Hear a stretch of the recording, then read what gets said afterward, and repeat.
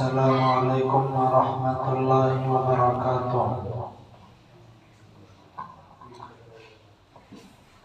الحمد للہ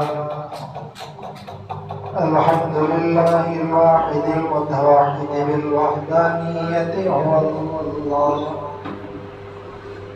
الفرد المتفرد بالفردانیت هو اللہ، العزیز المتعزز بالعزت هو اللہ، القدیر المقتدر بالقدرت هو اللہ، قبل كل شيء هو الله، بعد كل شيء هو الله، الأول هو الله، والآخر هو الله، الظاهر هو الله، والباطن هو الله، أول الأولين هو الله، آخر الآخرين هو الله. أما بعد فأعوذ بالله من الشيطان الرجيم. بسم الله الرحمن الرحيم.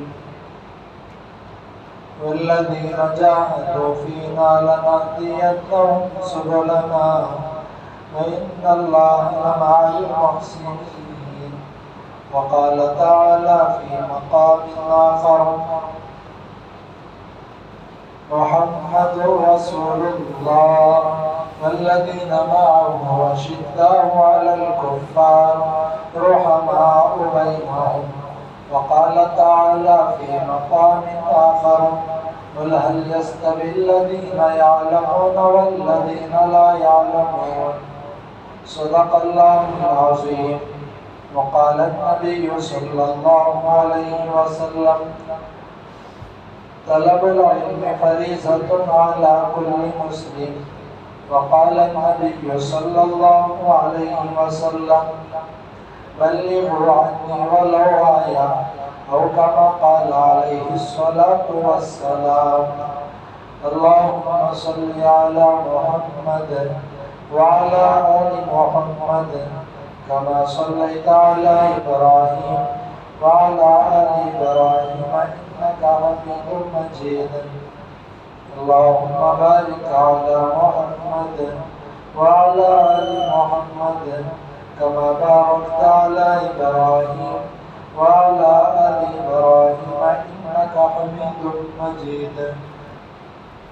محترم سامعین برادران عزیز، عاجزی اختیار کرنے کے ساتھ ساتھ آخرت کی تیاری کریں، اس تعلق سے کچھ ضروری باتیں عرض کرنی ہیں۔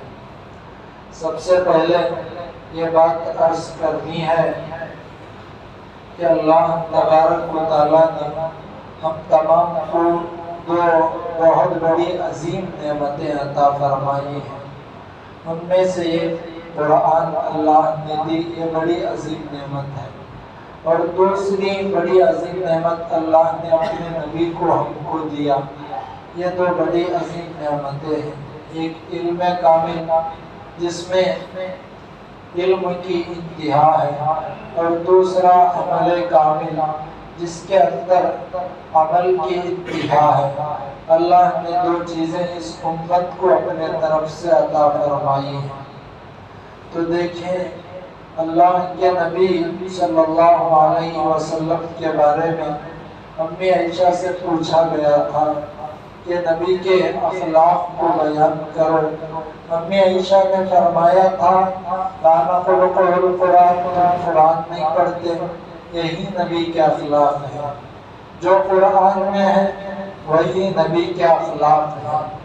تو اب اللہ تبارک و تعالیٰ نے نبی صلی اللہ علیہ وسلم کو ایک جماعت دی جسے ہم صحابہ کے نام سے یاد کرتے ہیں۔ صحابہ اللہ کے نبی صلی اللہ علیہ وسلم کے غلام اور نبی صلی اللہ علیہ وسلم کے ساتھی ہیں۔ بعض مرتبہ استاذ کی کمالیت کو اللہ تبارک و تعالی شاگردوں کے ذریعے سے جگہ جگہ پر پہنچاتے ہیں۔ تو اللہ نے صحابہ کو نبی کے شاگرد بنایا، تو شاگرد بھی بڑے کمال کے تھے، استاد تو نبی تھے، اللہ نے اپنے نبی کو یہ ایسے شاگرد دیے جنہوں نے ہر طریقے کی قربانی اس امت کے سامنے دی۔ اور سب سے بڑی بات یہ ہے کہ اللہ کے نبی نے اپنے صحابہ کے اندر ایسے کمالات پیدا کیے جس کو یہ دنیا کے اندر جیسے صحابہ تھے ویسے بننا ہر ایک سے مشکل کیا ناممکن ہے۔ دیکھیں اللہ نے انبیاء سوالات بنائے تو اللہ نے صحابہ کو بھی سوالات بنایا۔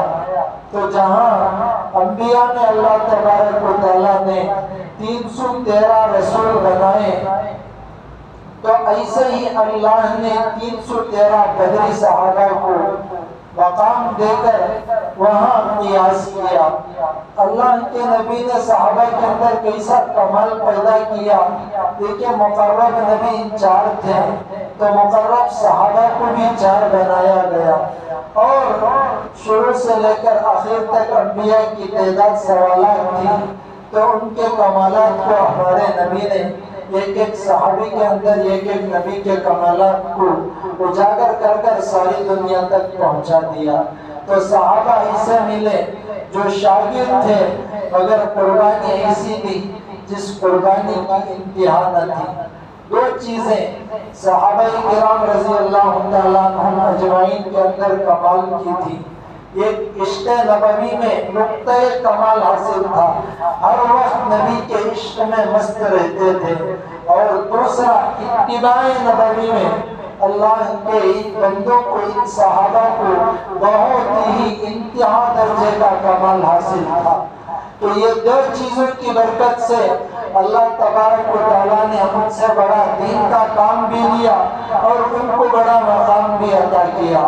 دیکھیں حضرت عمر بن خطاب رضی اللہ تعالیٰ عنہ بڑے صحابی خلیفہ دوم ہیں، جب امیر المومنین بن کر بیٹھے تو اس وقت اپنے بیٹے عبداللہ بن عمر کا وظیفہ کم کر دیا اور اسامہ بن زید کا وظیفہ زیادہ کر دیا۔ ایک مرتبہ بیٹے نے بھی پوچھا، ابا جان آپ تو اسامہ کو وظیفہ زیادہ دیتے اور مجھے کم دیتے۔ حضرت عمر بن خطاب نے فرمایا کہ وہ اللہ کے نبی صلی اللہ علیہ وسلم کے لیے پالک بیٹے زید سے اس کا تعلق ہے، اس لیے میں اسے زیادہ وظیفہ عطا کرتا ہوں۔ ایک کمال درجے کا عشق حاصل تھا۔ کوئی اس دنیا کے اندر ایسا نہیں ہوتا جو اپنے بیٹے سے زیادہ دوسرے سے محبت کرتا ہو۔ حضرت ابوبکر صدیق رضی اللہ عنہ فرماتے ہیں کہ اللہ کے نبی کے چچا جب حضرت حمزہ رضی اللہ عنہ یا عباس حضرت حمزہ رضی اللہ عنہ ایمان میں داخل ہوئے تو مجھے اتنی خوشی ہوئی کہ مجھے میرے باپ ابو قحافہ نے اسلام قبول کیا تو اتنا خوشی حاصل نہیں ہوئی جتنی خوشی حضرت حمزہ کے اسلام لانے سے ہوئی۔ وجہ اس کی حضرت ابوبکر صدیق نے فرمایا کہ میرے والد کے ایمان لانے سے میرا دل خوش ہو رہا تھا اور مجھے ایک کمال درجے کی خوشی تھی، مگر میرے نبی کے چچا جب ایمان میں داخل ہوئے تو میرے نبی کا دل خوش ہو رہا تھا۔ مجھے میری خوشی سے زیادہ میرے نبی صلی اللہ علیہ وسلم کی خوشی محبوب ہے، اس لیے میرے والد کے ایمان پر میں اتنا خوش نہیں ہوتا جتنا خوش میں میرے نبی کے چچا کے ایمان پر ہوتا ہوں۔ تو یہ عشق رسول، اتباع رسول کمال درجے کا حاصل تھا۔ اگر یہ عشق رسول حاصل ہونا ہو، اتباع رسول حاصل ہونا ہو تو نبی صلی اللہ علیہ وسلم کی ہر بات کی اتباع ہمیں ضرور کرنا پڑے گا، اور اتباع کرنے کے واسطے جو سب سے بڑی چیز اس وقت درکار ہے وہ چیز یہی کہ ہم ادب کو ہر چیز کے اندر ملحوظ رکھیں۔ ادب اللہ تبارک و تعالیٰ نے ایک بہت بڑی شے، بہت بڑی چیز بنائی ہے۔ آدمی کے اندر جب ادب آئے گا اللہ تبارک و تعالیٰ دوسری چیزوں کو اس کے اندر خود بخود داخل کر دیں گے۔ ہم صحابہ کو دیکھیں کہ نبی صلی اللہ علیہ وسلم کا ادب کتنا زیادہ کیا کرتے تھے۔ اپنے اکابرین کی تاریخ کو پڑھیں کہ اکابرین ایسے ہی اکابر نہیں بن گئے، بلکہ انہوں نے ادب کو اتنا سامنے رکھ کر کام کیا جس کی کوئی حد نہ تھی۔ حضرت علامہ انور شاہ کشمیری رحمت اللہ علیہ بڑے اللہ والے گزرے ہیں، ابھی تاریخ کی جو کتاب ہے اس میں لکھ کر ہے کہ حضرت ایک مرتبہ جب کوئی چیز پڑھ لیتے تھے تو ہو بہو ویسے ہی اللہ تبارک و تعالیٰ نے ان کے ذہن کو ایسا بنایا تھا، بہت دنوں تک وہ چیز یاد رہتی تھی۔ ایک مرتبہ مصر کے اندر گئے، حضرت کا بیان کچھ تھا، وہاں کے کتب خانے میں جانے کا موقع ملا۔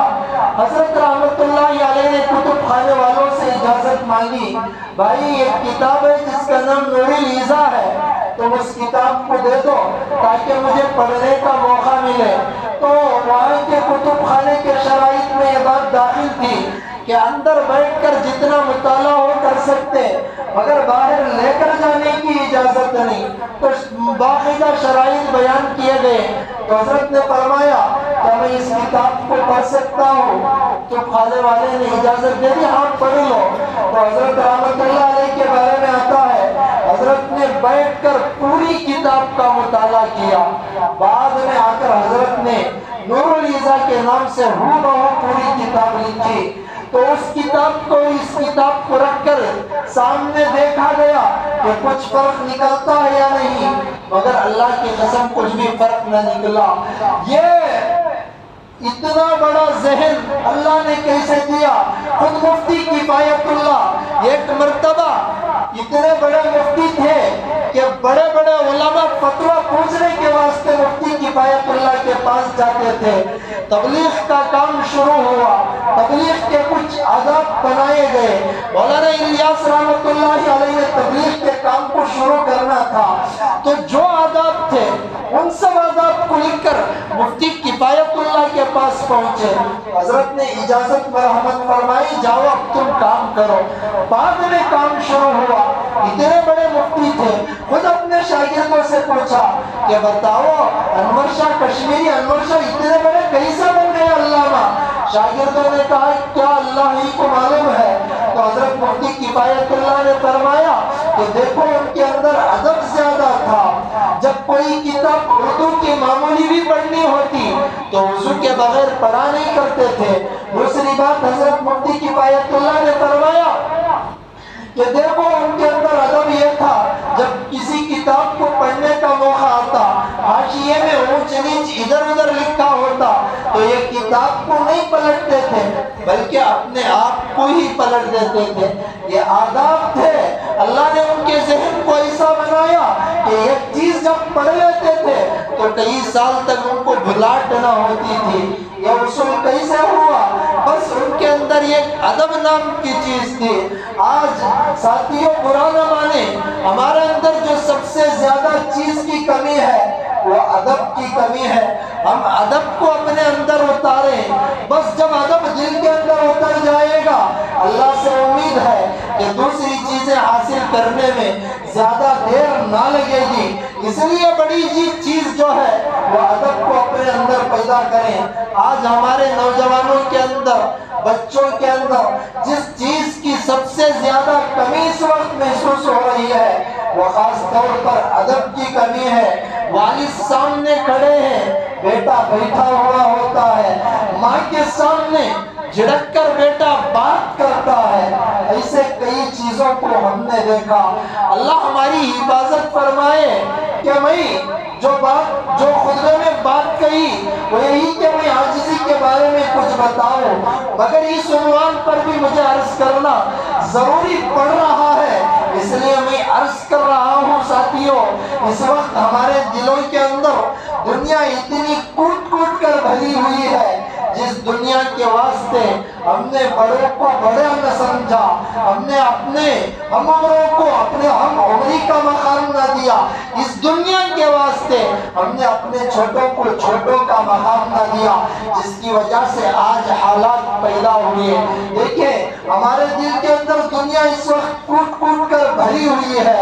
اللہ ہماری حفاظت فرمائے، ہم ادب کو ہر وقت ملحوظ رکھیں۔ حضرت قاسم نانوتوی رحمت اللہ علیہ اتنے بڑے اللہ والے گزرے ہیں، اللہ نے صرف 47 سال کی عمر دی، 40 پر 7 سال میں دنیا سے پردہ کر گئے۔ بڑا دین کا کام اللہ نے اس دنیا کے اندر ان سے لیا، دارالعلوم دیوبند کے بانی بنے۔ خود حضرت کے اندر اتنا ادب تھا جس کی کوئی حد نہ تھی، دنیا سے بیزاری تو اپنی جگہ تھی۔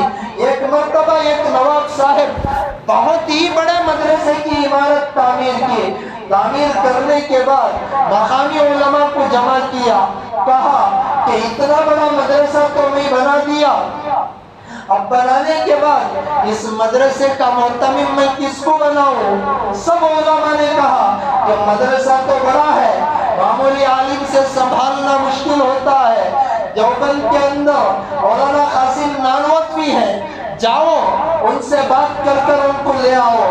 نواب صاحب پہنچے، حضرت رحمت اللہ علیہ اٹھ کر کھڑے ہوئے، نواب صاحب کا استقبال کیا، پوچھا آنا کیسے ہوا؟ تو نواب صاحب نے کہا کہ حضرت میں آیا اس لیے ہوں، کچھ تقاضا ہے، اس تقاضے کو آپ ماننا پڑے گا۔ حضرت رحمت اللہ علیہ نے فرمایا بتاؤ تقاضا کیا ہے؟ حضرت رحمت اللہ علیہ سے کہا گیا تقاضا یہ کہ میں بڑا مدرسہ بنا کر ہوں، آ کر وہاں آپ محتمی سنبھالنا۔ حضرت رحمت اللہ علیہ نے فرمایا کہ معاف کر دو، میں دارالعلوم دیوبند کھولا ہوں، میں آ نہیں سکتا۔ تو نواب صاحب نے کہا کہ آپ کی یہاں تنخواہ کتنی ہے؟ حضرت رحمت اللہ علیہ نے فرمایا میری تنخواہ صرف 5 روپیے ہے، اور اس دور میں اتنی ہی تنخواہ ہوا کرتی تھی۔ نواب صاحب نے کہا کہ میں آپ کو ماہانہ 100 روپیے تنخواہ دیا کروں گا، آپ 5 روپیے لے کر کیا کرو گے؟ ہمارے پاس آ جاؤ۔ تاریخی جواب حضرت قاسم نانوتوی نے دیا کہ نہ بھائی، یہ 5 روپیوں میں 3 روپیے میرے خرچ ہیں اور 2 روپیے میں صدقہ کر دیتا ہوں، اب یہ 2 روپیے صدقہ کرنے میں بھی وہی مہینہ لگ جاتا ہے، اب یہ 100 روپیے لے کر میں 3 روپیے اپنے خرچ میں رکھ کر 97 روپیے خرچ کرنے کے واسطے اپنا وقت کہاں نکالوں؟ میں آپ کی بات کو قبول نہیں کر سکتا۔ اتنا دنیا سے بیزاری تھی، مگر اس کے باوجود حضرت فرماتے کہ میں نے کبھی اپنے بائیں ہاتھ سے پیسوں کو نہ پکڑا، اس لیے کہ انہی پیسوں کے ذریعے سے اللہ مجھے رزق دیتے ہیں۔ اللہ نے اتنا بڑا مقام ایسے ہی نہیں دے دیا۔ دنیا سے تو بیزاری اپنی جگہ تھی، دولت سے بیزاری اپنی جگہ تھی، مگر ادب امت کو سکھلایا کہ امت ان باتوں پر تم کو عمل کرنا پڑے گا۔ مال مل جانے سے، دولت مل جانے سے سکون نہیں ملتا، ادب مل جانے سے، اتباع رسول مل جانے سے اللہ تبارک و تعالی ادب ملنے کی وجہ سے سکون دے دیتے ہیں۔ حضرت قاسم نانوتوی رحمت اللہ علیہ نے انگریز کے خلاف جب فتویٰ صادر کر دیا تو انگریز کی طرف سے اعلان ہو گیا کہ اگر قاسم نانوتوی مل جائے تو اسے پھانسی دے دینا چاہیے۔ جب یہ آرڈر پاس ہو گیا، حضرت قاسم نانوتوی رحمت اللہ علیہ ایک مرتبہ مسجد کے اندر جھاڑو دے رہے تھے، انگریز آیا، انگریز کی طرف سے پولیس آئی، کہنے لگے قاسم نانوتوی کون ہے، کہاں ہے؟ حضرت قاسم نانوتوی رحمت اللہ علیہ کھڑے ہوئے، تھوڑی دور ہٹ کر کہنے لگے کہ ابھی تھوڑی دیر پہلے یہاں تھے، اب نظر نہیں آتے۔ سچ کو ہمیشہ نہیں چھوڑا، ادب کو ملحوظ رکھا۔ 3 دن کہیں چھپے ہوئے تھے، 3 دن کے بعد باہر آ گئے۔ جانے والوں نے کہا کہ حضرت آرڈر پاس ہو گیا ہے، آپ کیا کر رہے ہیں، چھپ جائیں۔ حضرت نے فرمایا اللہ کے نبی نے غار سور میں صرف 3 دن گزارے، میں نے سنت پر عمل کر دیا ہے 3 دن چھپ کر، اب 4تھے دن میں چھپ نہیں سکتا، چاہے پھانسی ہو جائے۔ تو ساتھیو، یہ اللہ کے نبی کی محبت دل کے اندر کوٹ کوٹ کر بھری ہوئی تھی۔ آج جس چیز کی ہمارے اندر کمی ہے وہ سب سے زیادہ کمی ادب کی اور اتباع رسول کی ہے۔ اللہ تبارک و تعالیٰ دنیا سے بے نیازی ہمیں عطا فرمائے اور خاص طور پر ادب کو ہر جگہ ملحوظ رکھنے کی توفیق عطا فرمائے۔ بڑوں کے ساتھ جس طریقے سے پیش آنا چھوٹوں سے جو عشق رسول پیش کرنا اور چھوٹوں کے ساتھ جو محبت کا معاملہ کرنا، ان چیزوں کو سیکھنا پڑتا ہے۔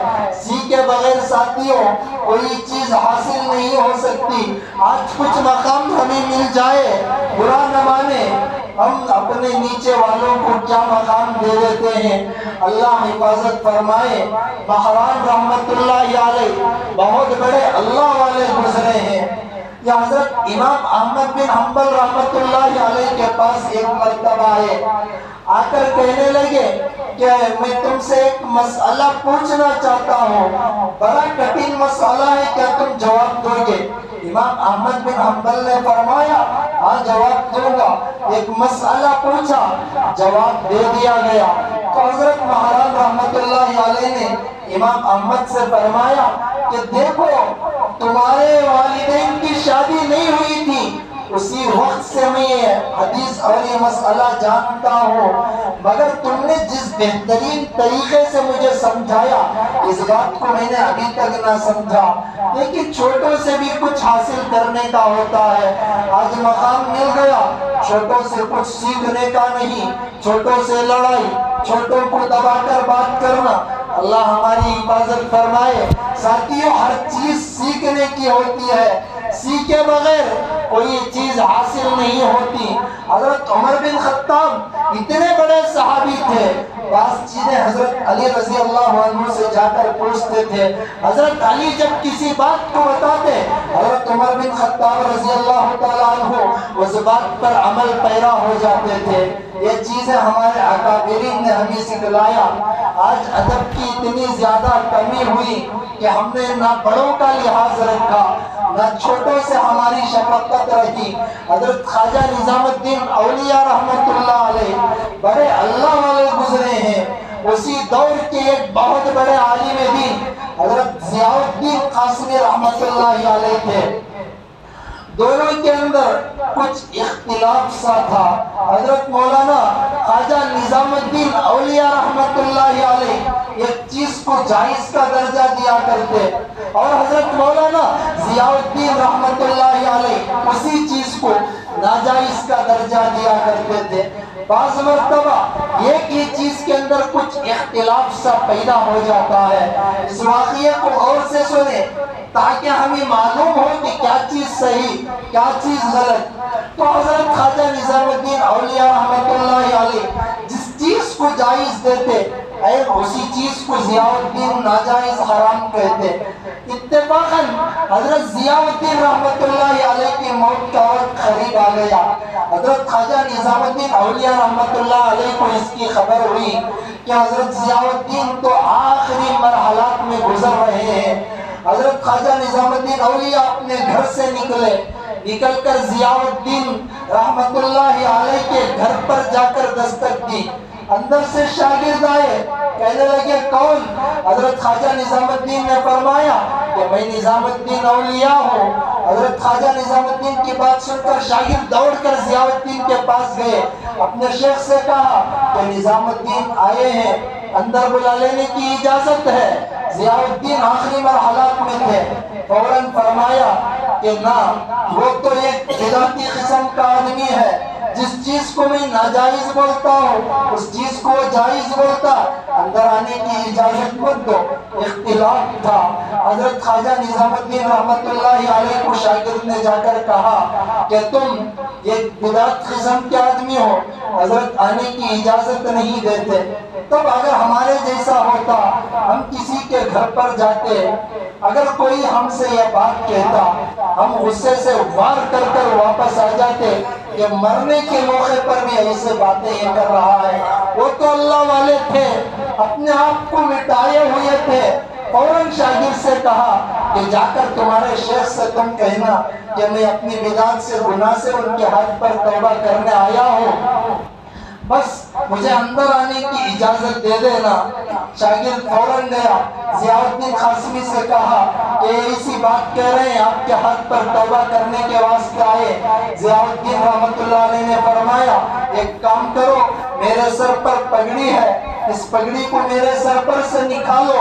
حضرت ضیاء الدین کے سر پر سے پگڑی کو نکالا گیا، فوراً پگڑی بڑی تھی۔ حضرت ضیاء الدین نے اپنے شاگرد سے فرمایا کہ اس پگڑی کو دروازے تک بچھا دو، بچھا دیا گیا۔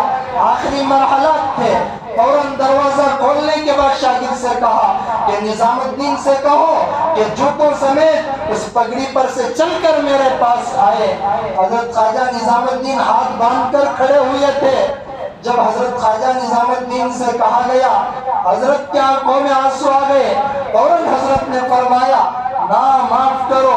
اس پگڑی کو اٹھایا، اپنے آنکھوں سے لگایا، حضرت ضیاء الدین کے پاس پہنچے، پہنچ کر کہنے لگے حضرت مجھ شاگرد کے بارے میں آپ اتنی بڑی بات کرتے، اپنی پگڑی کیوں بچھائے، مجھے معاف کر دیں۔ حضرت ضیاء الدین نے کہا کہ میں آپ کو سمجھ نہ سکا، آپ مجھے معاف فرما دیں۔ بات چیت ہوئی، حضرت رحمت اللہ علیہ فوراً دنیا سے پردہ کر گئے۔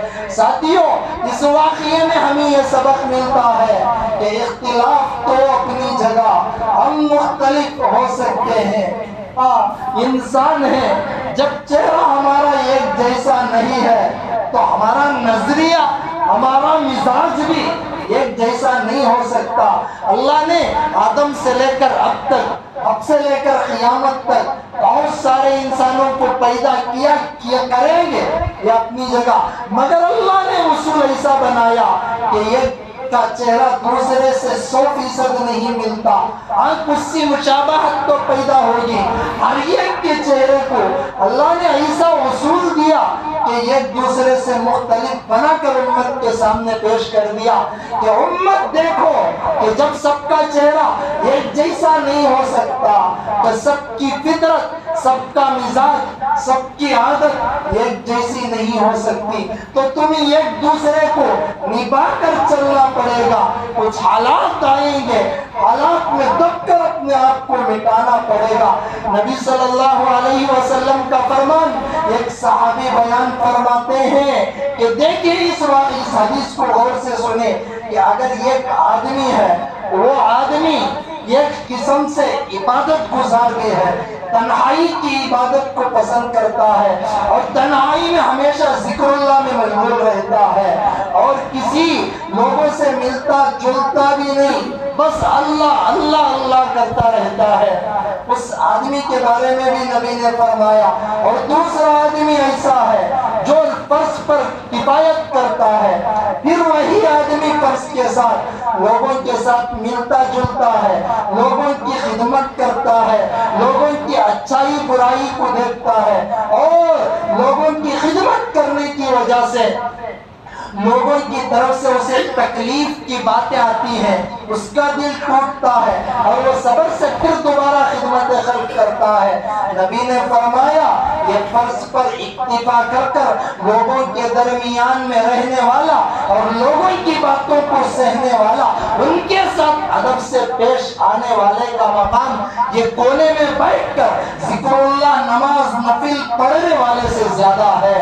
وہاں اللہ کا ذکر، وہاں تلاوت قرآن، وہاں نوافل کا اہتمام اپنی جگہ، مگر خدمت خلق کو، ادب کو اللہ نے اتنا زیادہ مقام دیا کہ وہاں ذکر اللہ سے بھی بڑھ کر یہاں اللہ کے نبی مقام دے کر فرما تم لوگوں کی باتوں کو سہ جاؤ، کڑوی باتوں کو پی لو، اللہ تبارک و تعالیٰ تم کو بڑا مقام عطا کریں گے۔ جہاں ذاکر کو ذکر کرنے سے اتنا بڑا مقام نہیں ملتا، جہاں تلاوت کلام کرنے والے کو تلاوت کلام سے اتنا زیادہ مقام نہیں ملتا، اس سے زیادہ مقام اللہ تمہیں لوگوں کی باتوں کو سہنے کی وجہ سے تو سہ جاؤ، مٹ جاؤ۔ دیکھیں ہمارے اکابرین ایسے ہی اکابر نہیں بنے۔ میں ایک بات کو بات کر ختم کر دوں گا، اشرف علی تھانوی کی تاریخ کو پڑھے، قاسم نانوتوی کی تاریخ کو پڑھے، ہم ان کے روحانی فرزند ہیں، وہ ہمارے روحانی باپ ہیں۔ وہ جو کتابیں پڑھے، انہوں نے جن باتوں کو سنا، جن حدیث کو پڑھا، جن احادیث کو لکھا، وہ آج ہم پڑھ رہے، ہم سن رہے، مگر ان جیسا بننے کی بات ہمارے اندر نہیں آ رہی ہے۔ وجہ اس کی یہی کہ ان کے اندر جو ادب اور ان کے اندر جو اپنے آپ کو مٹانے کا درجہ حاصل تھا وہ ہمارے اندر اپنے آپ کو مٹا دے اللہ کے واسطے۔ انہوں نے बड़े बड़े मोहल्ला तैयार नहीं किए, बल्कि छोटे छोटे मदरसे बनाए। बड़े बड़े बादशाहों के महल उन मदरसों को देखकर काम जाते। आज इमारतें हमारी बड़ी, मस्जिदें हमारी बड़ी, खानखा हमारे बड़े, मदरसे हमारे, हर चीज बड़ी, मगर दुश्मन हमारे ऊपर गालिब। वजह उसकी यही कि हमारे अंदर वो इखलास नहीं जो इखलास उनके अंदर था। हजरत कासिम नानवतवी ने सिर्फ 40 पर 60 साल की जिंदगी गुजारी, दुनिया में ऐसा कारनामा अंजाम दिया कि हो सकता क़यामत तक कोई ना दे। ये सब कैसे हासिल हुआ? बस अदब उनके अंदर था, जिस अदब ने उनको इंतहा दर्जे तक पहुंचाकर दुनिया में भी कामयाब, आखिरत में भी इंशाअल्लाह कामयाब करेंगे।